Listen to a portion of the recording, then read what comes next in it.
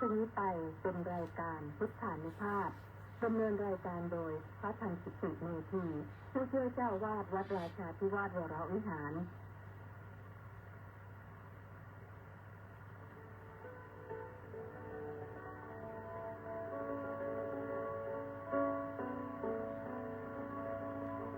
ได้เวลามาฟังพุทธานุภาพเพื่อรับทราบพุทธธรรมคำสั่งสอนเสริมมงคลให้ชีวิตก่อนหลับนอนแล้วพักผ่อนสุขสบายกายใจเทิน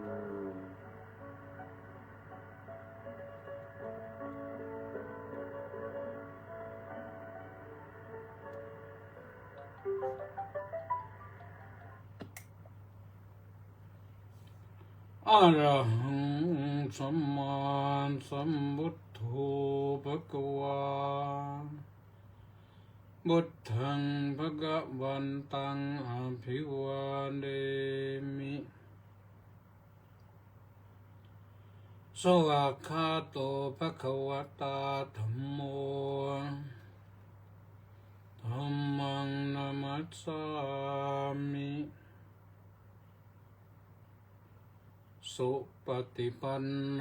ภะคะวะโตสาวกสังโฆ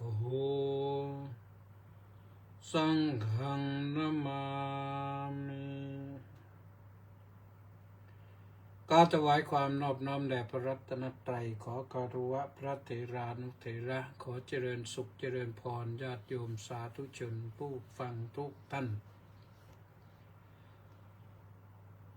อิทะภิกขเวภิกขุมัตตังจานาติจีวรปินดาปาตาเสนาสนะคิลานปัจจยเพสัจจะปริฆารานังปฏิกหานายาติเจริญสุขสวัสดีท่านสาธุชนทุกรายการพุทธานุภาพก็มาพบกับท่านทั้งหลายทางสถานีวิทยุกองพลที่ 1รักษาพระองค์วิทยุเสียงธรรมจากชาวพุทธวิทยุพระพุทธศาสนาและสังคมทุกๆคลื่นทางที่จังหวัดนครศรีธรรมราชจังหวัดสุพรรณบุรีและก็จังหวัดเชียงใหม่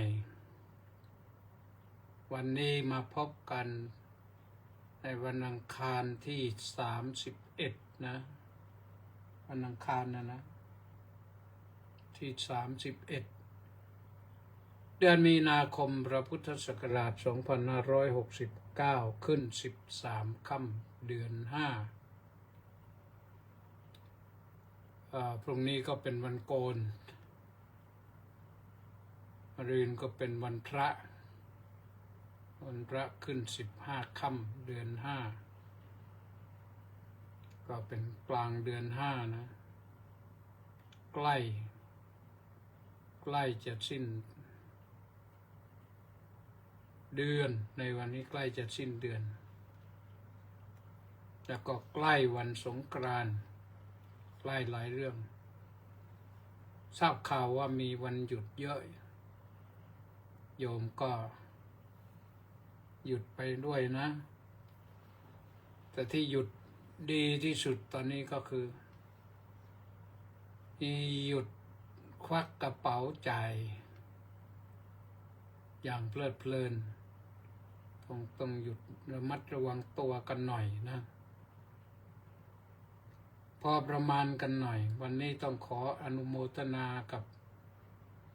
มัคโคนาโมเมและ FC อีก705 คนเข้ามาติดตามฟังอยู่ก็ฟังต่อไปนะข่าวที่แจ้งไว้แล้วก็แจ้งอีกเพื่อจะได้ไม่หลงแจ้งว่าข่าวว่าพรุ่งนี้เป็นต้นไปจะจัดรายการ30 นาที ตั้งแต่3 ทุ่มไปถึง3 ทุ่มครึ่งหรือ21 นาฬิกาไปถึง21 นาฬิกา 30 นาทีโยมก็จะได้พักผ่อนยามค่ำยามคืนยามกลางค่ำกลางคืนนะรุ่งเช้ากันมาก็จะได้มีพละกำลังสู้ชีวิตกันต่อไปเราต้องสู้อะไรกันเยอะนะ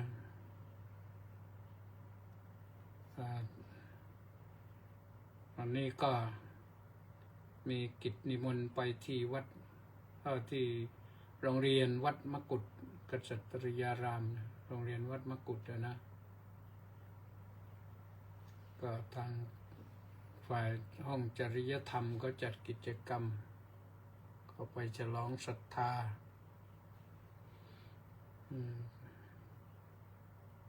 ภาคบ่ายก็ว่างแต่พรุ่งนี้นี่ภาคเช้ามันจะว่างแต่ว่าภาคบ่ายนี้จะต้องไปตามนัดหมายก็คือไปประชุมที่บ้านพลเอกธงชัยเกื้อสกุลจัดประชุมเรื่องตกลงคัดสรรกลั่นกรองบุคคลที่ควรจะได้รับเสาอโศกผู้นำศีลธรรมซึ่งจัดโดย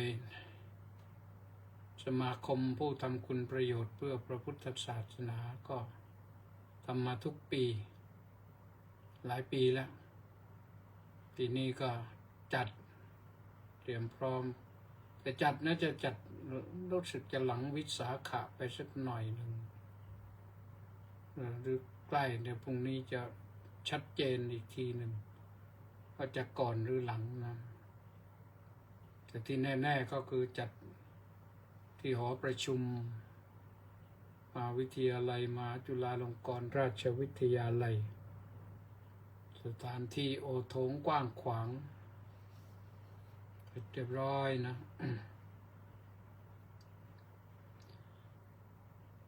ท่านสาธุชนทั้งหลายวันนี้จะมาพูดถึงเรื่องความรู้จักพอประมาณ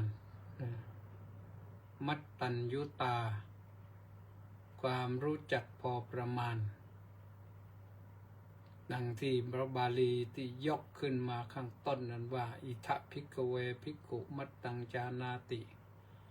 จีวรปินดปาตะเสนาสนะกิลานปัจจยเพสัจ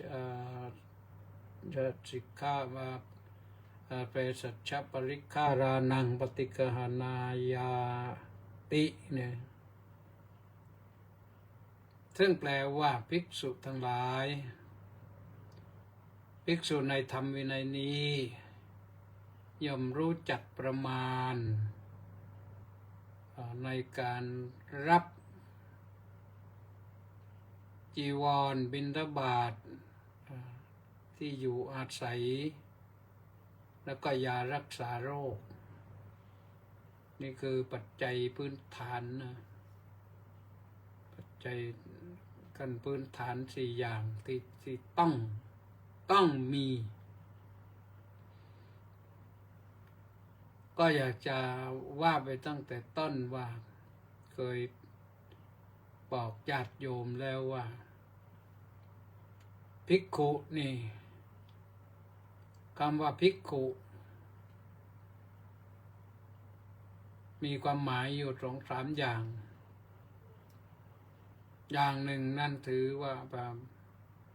เป็นผู้บวชด้วยยติจตุตกรรมอุปสัมปทา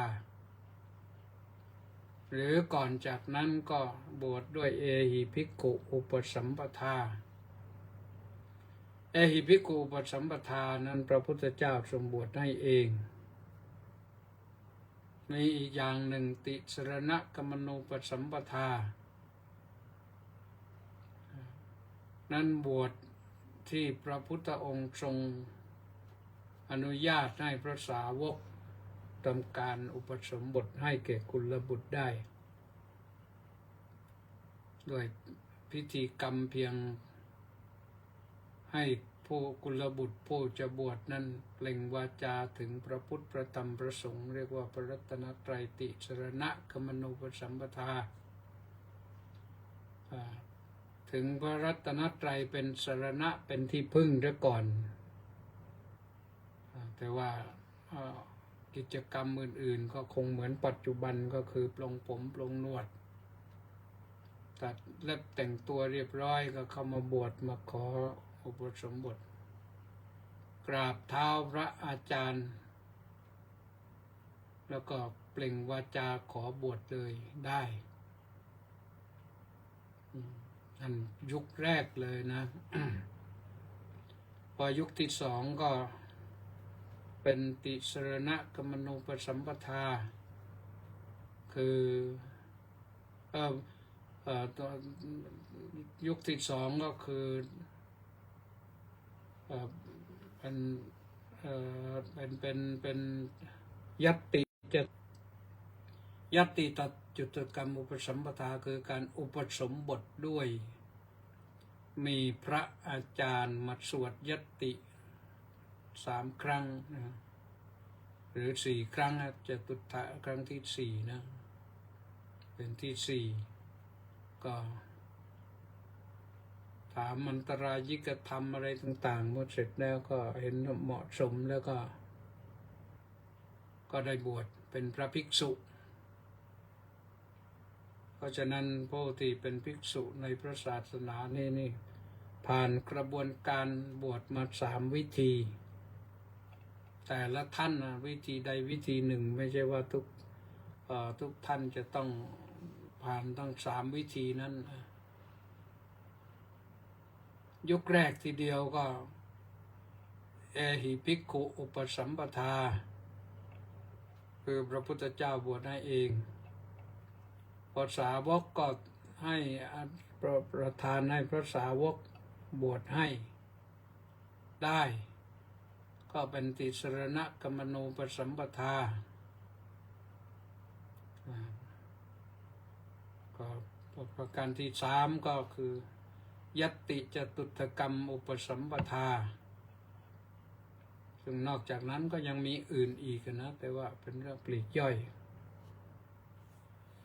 พระภิกษุสงฆ์ในปัจจุบันนี้ทุกรูปที่เป็นพระถือว่าพระแท้เบื้องต้นนะพระแท้เบื้องต้นหมายความว่าพระที่ได้รับการบวชมาโดยถูกต้องตามพระธรรมวินัยก็คือยัตติจตุตกรรมอุปสัมปทาต้องบวชในสถานที่ที่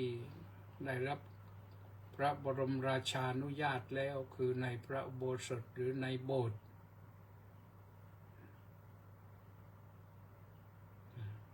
ในพระอุโบสถหรือในโบสถ์คือถ้าเป็นวัดหลวงหรือพระอารามหลวงอุโบสถก็เรียกว่าพระอุโบสถถ้าวัดราชวัดทั่วไปก็เรียกว่ารองอุโบสถหรือโบสถ์ทั้งเดียวกันนั่นแหละนะเรียกชื่อต่างกันทีนี้ภิกษุอีกอย่างหนึ่งมาจากคำว่าสังสาเรพยังอิคติสีแลนาติภิกขุบุคคลใดย่อมเห็นภัยในสังสารวัฏในการเวียนว่ายตายเกิดในสังสารวัฏบุคคลนั้นก็ชื่อว่าภิกษุเพราะฉะนั้นญาติโยมสาธุชนทั้งหลายอุบาสกอุบาสิกานี่ถ้าเห็นภัยในการเวียนว่ายตายเกิดแล้วโยมก็ได้ชื่อว่าภิกษุเหมือนกัน บาลีว่าภิกขุสันสกฤตภาษาสันสกฤตว่าภิกษุนะอันนี้ก็พึงเข้าใจตามนี้ทีนี้ภิกษุผู้เห็นภัยในสังสารวัฏเนี่ยในการเวียนว่ายตายเกิดในสังสารวัฏเนี่ยก็จะมาว่ากันในคืนนี้คือมาว่ากันว่าเรามารู้จักประมาณในกันนี้มัตตังชานาตินี่รู้จักประมาณเนี่ย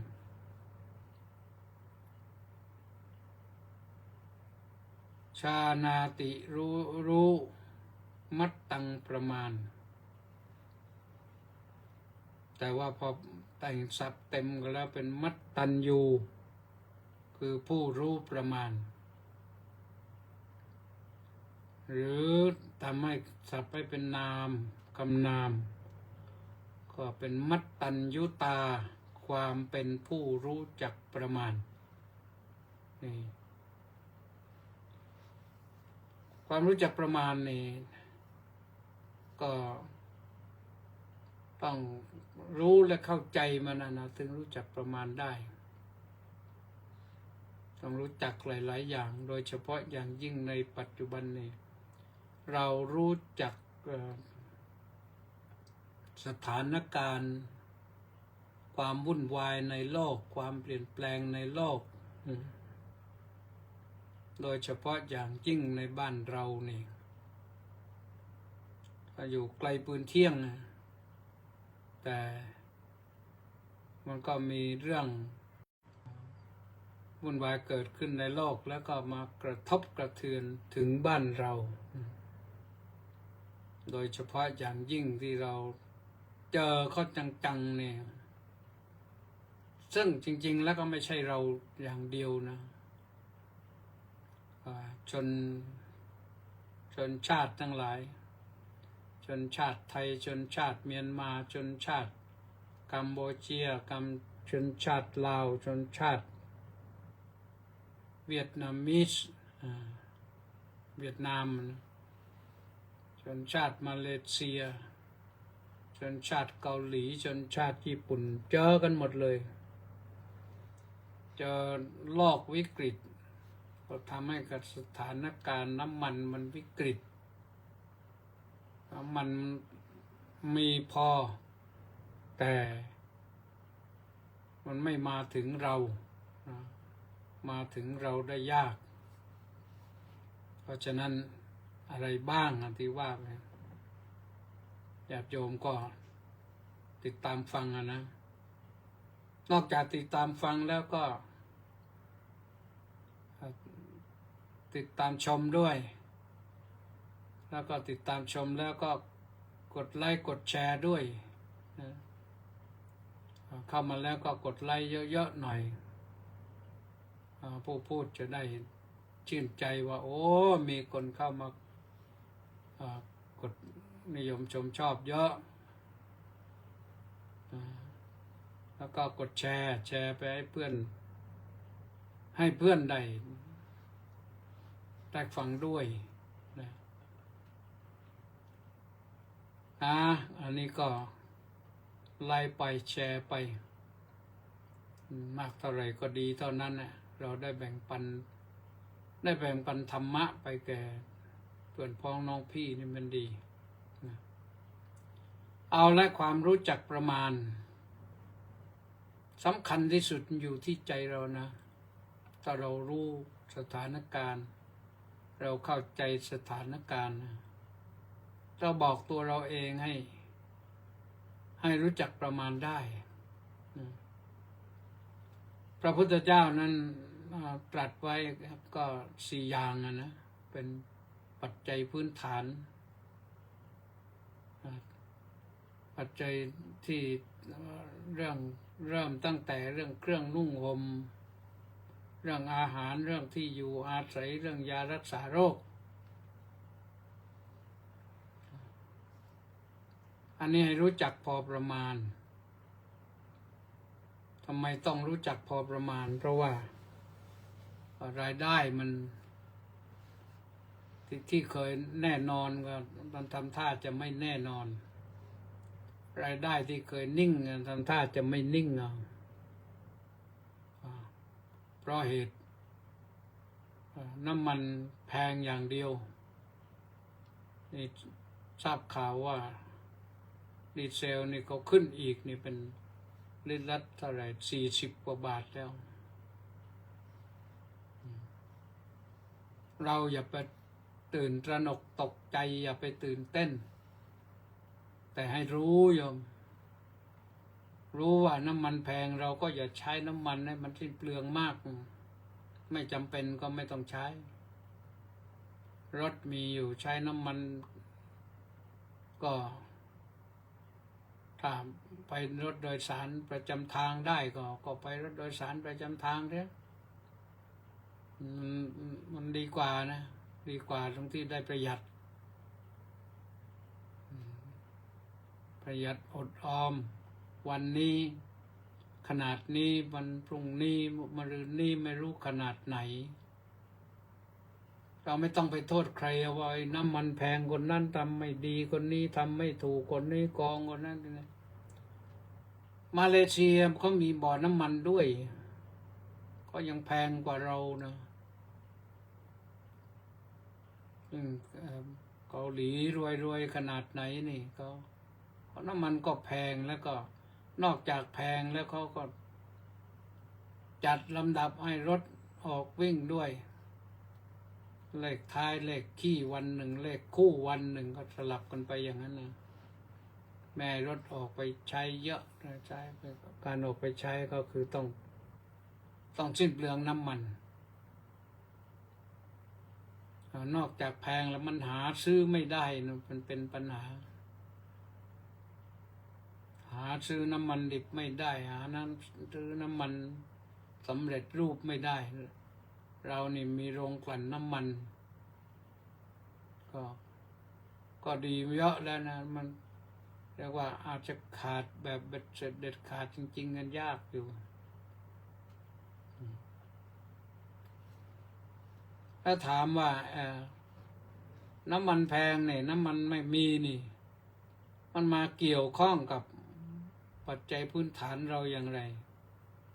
เครื่องนุ่งห่มอาหารที่อยู่อาศัยยารักษาโรคเกี่ยวโยมเกี่ยว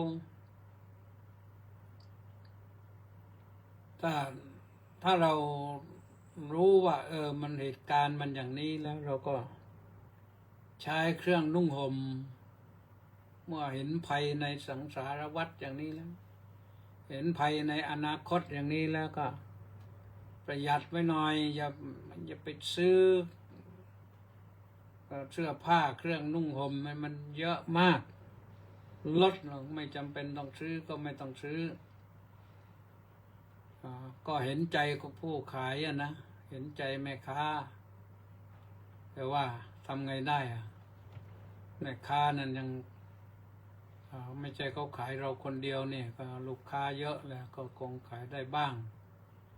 ถ้ามันขายไม่ได้จริงๆก็ไม่มีกำไรก็ต้องยอมรับสภาพนะว่าสถานการณ์โลกมันเป็นอย่างนี้เราก็อยู่ไปนะสิ่งที่มีอยู่แล้วก็เก็บหอมรอมริบอย่าไปใช้จ่ายให้มันฟุ้งเฟ้อฟุ่มเฟือยนะพระก็เหมือนกันพระกับโยมก็ใช้ปัจจัย4กันพื้นฐานนี่เหมือนกันนะ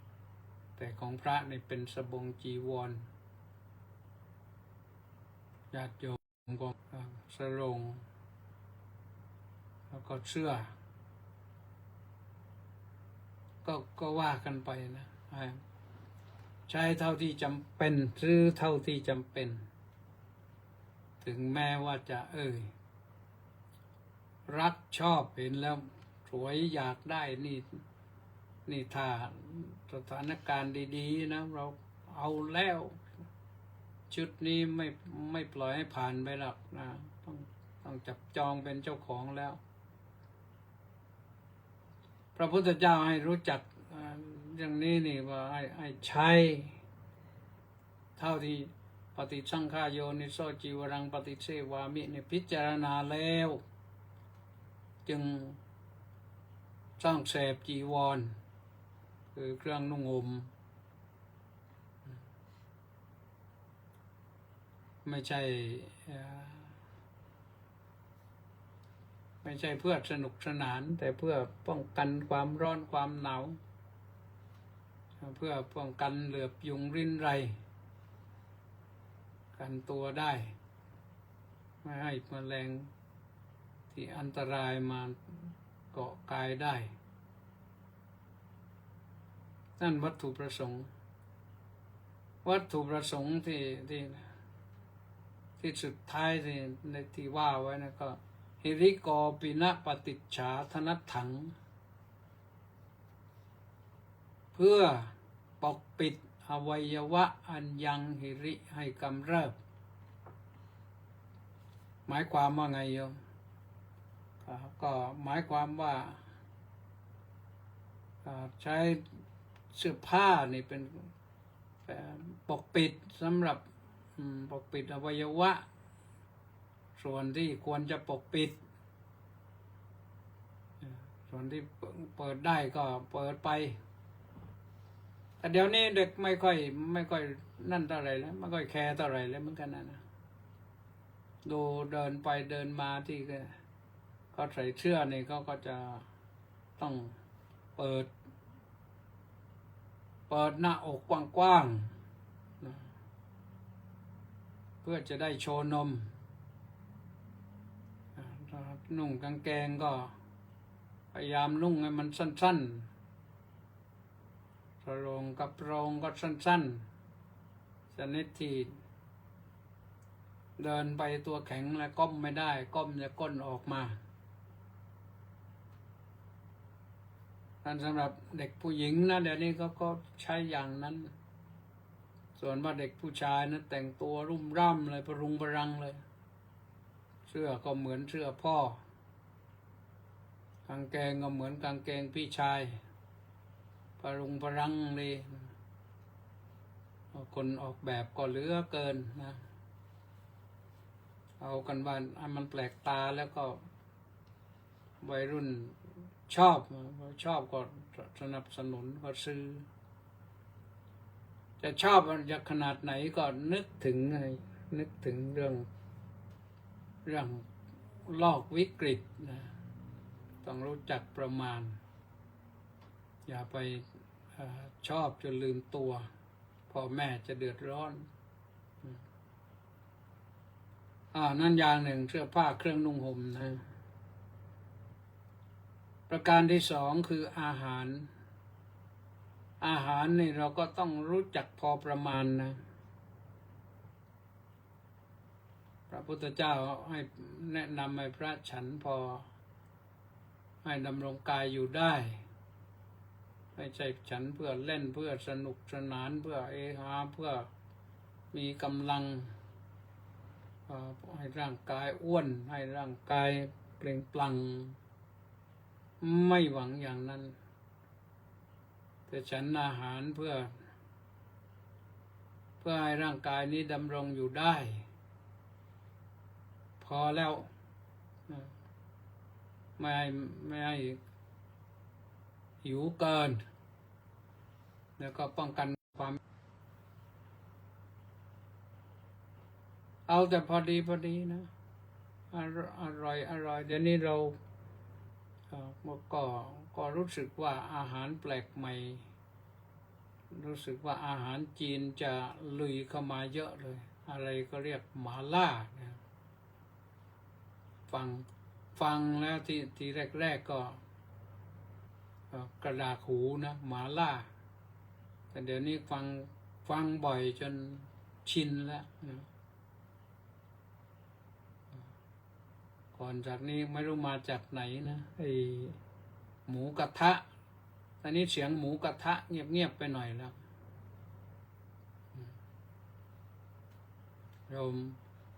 โยมลิ้มชิมรสไปมากแล้วเอามาพูดทำมาพระสงสัยฟังหลายครั้งมันสงสัยมันเป็นยังไงเคยมีนะวัดหนึ่งแถวทางภาคเหนือนี่ที่ ลองชิมอะไรหมูกระทะใช่ไหมล้อมวงกันเลย ที่จริงถ้าว่าตามหลักพระวินัยนะหมูกระทะเนี่ยมันไม่น่าจะถูกต้องนะเพราะว่าหมูนะเป็นหมูดิบมาแล้วก็มาปรุงกันเองนั่งล้อมวงปรุงกันไปนะเป็นสามะปักกะแปลว่าทำให้สุกเอง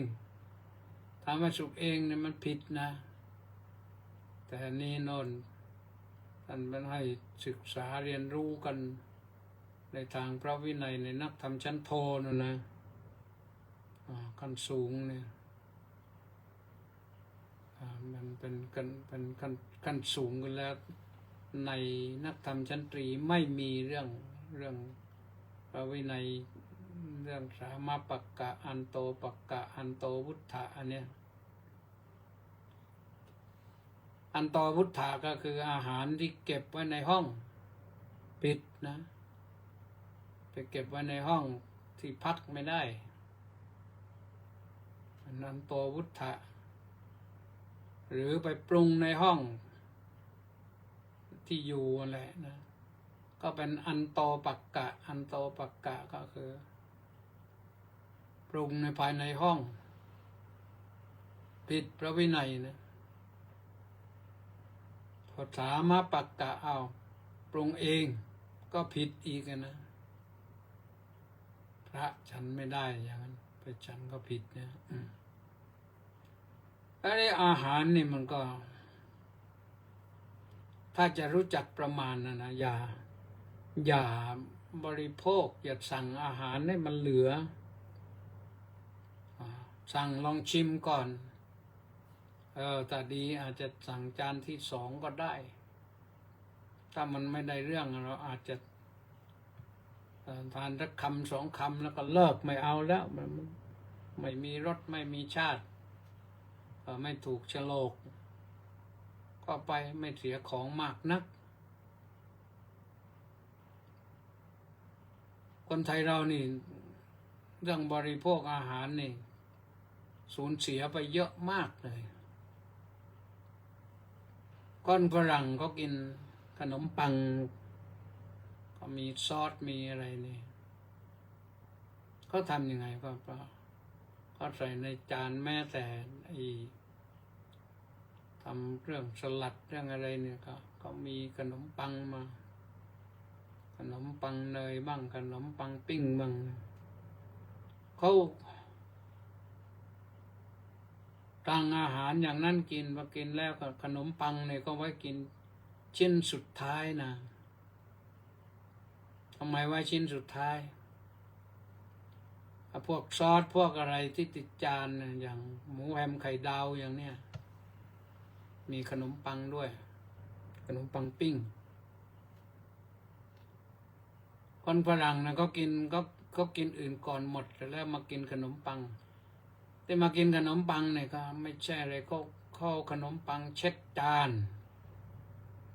เพราะก็ถือว่าซอสเนี่ยสั่งซื้อมาแล้วมันจ่ายตังค์แล้วแหละเพราะฉะนั้นเขาเก็บให้หมดทุกดอกนะซอสทุกหยดเหลือติดอยู่ในจานเขาใช้ขนมปังเช็ดแล้วก็กินต่อไม่เปลืองน้ำล้างจานด้วยอื่นๆก็เหมือนกันแหละดูก็ฝรั่งนี่ก็อย่างเขามาเที่ยวเมืองไทยนี่เขากินนี่เขากินหมดซื้อแล้วกินหมดนะนี่คือสไตล์ของเขาเพราะของบ้านเขาหาอาหารยากเขาหาข้าวสวยไม่ได้แป้งขนมปังเนี่ยแป้งทำขนมปังเนี่ยบางทีก็ไม่ได้ในบ้านเขาก็ผลิตไม่ได้สู้เมืองไทยไม่ได้นะแป้งมันก็แป้งทำขนมปังแป้งอะไรนี่ก็เยอะแยะเลยลูกค้าขายกันเยอะทราบข่าวว่า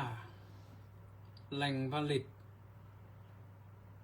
แป้งที่เขาทำขนมปังนะโน่นประเทศยูเครนประเทศรัสเซียนะเขามีนาข้าวเลยนาข้าวสาลีเยอะข้าวสาลีนี่เขาไปทำแป้งข้าวสารกินไม่ได้แข็งพอทำแป้งนี่ดีคนอินเดียเขาก็ปลูกข้าวสาลีนะเยอะแล้วก็เอาไปทำแป้งแล้วก็ไปท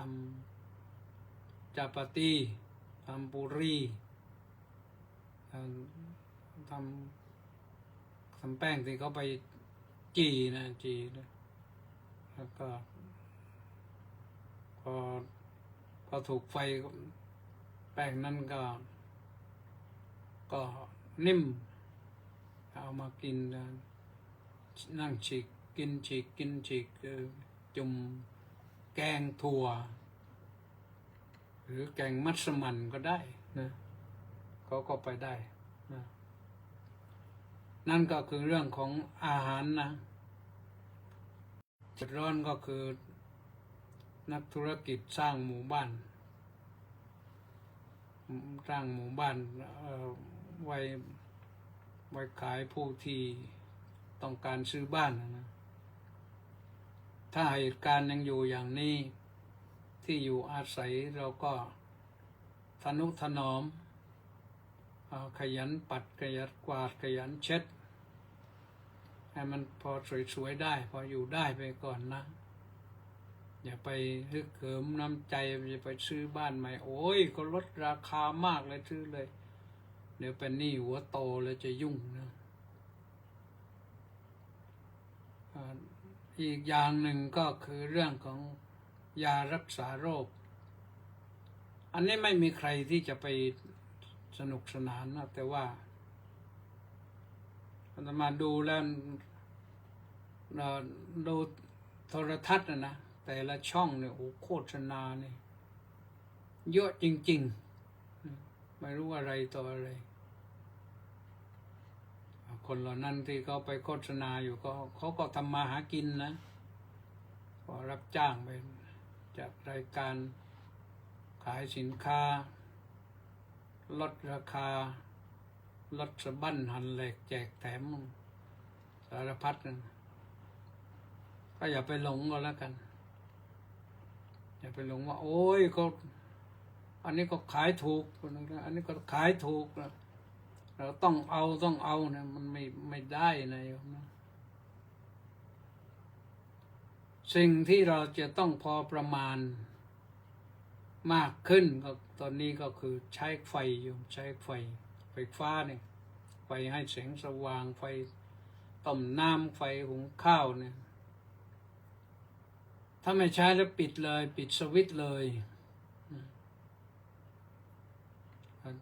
ใช้แสงสว่างเพื่อปลอดภัยนะมันดีอยู่นะแต่ว่าเมื่อเสร็จแล้วก็ควรจะปิดไฟได้ก็ควรปิดนะเพราะถ้าเราใช้ไปมากเนี่ยมันมีผลกระทบไปถึงน้ำมันนะไฟฟ้าเนี่ยกระทบไปถึงน้ำมันเพราะว่าไฟฟ้าที่เขากระจายมาได้ก็เพราะก็มีโรงงานไฟฟ้าก็ต้องใช้น้ำมันไปผลิตนะไฟฟ้านี่ส่งกระแสไปนี่ซึ่งเราอาจจะใช้วัสดุหลายอย่างนะใช้วัสดุน้ำก็ได้ไฟฟ้าพลังน้ำไฟฟ้าพลังแร่ก็ได้ไฟฟ้าพลังน้ำมันก็ได้แต่ไม่ว่าอะไรแหละเราผู้ใช้ไฟต้องจ่ายค่าไฟต้องจ่ายค่าไฟอาตมานี่ตอนแรกนะตอนนั้นก็ใช้ค่าไฟเดือนละ เฉียว 9,000 ขึ้นสูงสุดประมาณนั้น แต่ใน3 ปีที่แล้วนะ ตั้งแต่วันที่1 กันยายน 2565 ก็มาใช้แสงไฟโซลาร์เซลล์ติดแผงบนหลังคา12 แผงกำลังไฟ 5,000 วัตต์ใช้กุฏิ 3-4 หลังตรงนี้กุฏิที่อยู่อาศัยส่วนตัวกุฏิเจ้าจอมสว่างนี่แล้วก็กุฏิมาลินีแล้วก็ครัวแล้วก็กุฏิหอไตรก็รวมแล้วก็4 หลังจะมีที่อยู่ด้วยข้างหลังเด็กอยู่ด้วย ตอนนี้ก็เดือนที่แล้วนี่ 4,000 เศษลดไปครึ่งหนึ่งแต่ก่อนนั้นก็ 2,000 2,500 3,000 จะอยู่ตรงเนี้ยกำลังไฟฟ้านี่มันคือไฟฟ้าเขาไม่ให้เรา 100%ความจริงกำลังไฟมีอยู่ใช้ได้อยู่แต่ไฟฟ้าพอติดแผงโซลาร์เซลล์แล้วก็มันต้องติดมิเตอร์พอติดมิเตอร์ก็ต้องใช้มิเตอร์ของไฟฟ้าคือกลางคืนต้องใช้ของไฟฟ้านะกลางวันก็ใช้อะไรก็ใช้ไปเลยใช้พลังไฟโซลาร์เซลล์ในวัดนี่แสงสว่างที่ด้านพระอุโบสถนี่เกือบทั้งหมดนะใช้พลังงานโซลาร์เซลล์นะซึ่งท่านเจ้าคุณศรีวิสุทธิญาณท่านคล่องแคล่วทำเสาเองติดตั้งเองติดตั้งไปทั่ววัดนะข้างด้านถนนอะไรต่างเนี่ยท่านมีความรู้มีความสามารถในด้านนี้ทำได้เรียบร้อยเพราะฉะนั้นประหยัดไฟไปเยอะนะประหยัดค่าไฟไม่ใช่ประหยัดไฟประหยัดค่าไฟไปเยอะตั้งกันแล้วก็ตั้งเวลาได้ด้วยนะเพราะฉะนั้นเรื่องไฟฟ้านะก็ต้องรู้จักประหยัดช่วยกันปิดนะถ้ามันไม่ต้องการใช้แล้วหลับพักผ่อนแล้วอันไหนที่ไม่ต้องการแสงไฟก็ปิดไฟกาต้มน้ำก็อย่าต้มแช่อยู่สิ่งที่เราถอดไม่ได้ก็คือตู้เย็นพวกนี้มันต้องอยู่ตลอดแอร์นี่เขาแนะนำกันทุกวันนะว่าทุกวันที่ไหนที่สถานีวิทยุกระจายเสียงแห่งประเทศไทยอาตมาฟังวิทยุนะตลอดเปิดแอร์ให้เปิดที่อุณหภูมิที่26มันจะไม่กินไฟก็ว่างั้นนะคือมันกินนั่นแหละแต่กินน้อย27ยังได้เลยนะเอาถ้าเย็นไม่พอเปิดพัดลมอีกสักตัวหนึ่งแบนหนึ่งพอพัดลมสายไปสายมาพาเอาไอแอร์เย็นๆมาถูกกายเราก็อยู่ได้นะไม่สิ้นเปลืองมากนี่มันก็ดีไม่ใช่ว่าติดแอร์แล้วจะติดให้มันนอนไม่เย็นทำไมใจเย็นพอเย็นมากต้องหาผ้ามาคลุมอีกถ้ามันเย็นธรรมดาเราไม่ต้องห่มผ้าก็ได้หรือห่มผ้าบางๆก็ได้นะเพราะฉะนั้นก็เรื่องไฟนี่มันมีผลต่อน้ำมันโดยตรงนะมีผลต่อน้ำมันโดยตรงเรียกว่าเหมือนกับอะไรเอื้อเฟื้อเผื่อแผ่กันระหว่างไฟฟ้ากับน้ำมันเนี่ย แล้วเขาก็กินเราตลอด เราก็เหนื่อยตลอดเงินหายากนะโยมนะเดี๋ยวนี้แต่ถึงภาวะวิกฤตอย่างนี้มันเงินก็หายาก อย่าจ่ายให้มาก แล้วความยากก็จะหมดไป เพราะฉะนั้นก็ใช้นะ ใช้มันต้องใช้ แต่ใช้อย่างรู้คุณรู้ค่า รู้เท่ารู้ทันรู้กันรู้แก้บอกไปแล้ววันก่อนนะ สิ่งที่จะต้องพูดถึงกันก็คือเรื่องการหรือการทำสมาธินะในภาวะที่มันเป็นอย่างนี้ทำสมาธิให้เยอะๆโยมประเทศไทยนี่เขายอมรับแล้วว่าเป็นจะตั้งศูนย์กลางแห่งสมาธิโลกเราอย่าให้อายชาวโลกเขานะทุกท่านทุกคนเนี่ยต้องเข้าใจพอพูดคำว่าสมาธินี่เข้าใจเลยฝรั่งก็ไม่พูดสมาธิแล้วเขาพูดว่า meditation หรือ concentration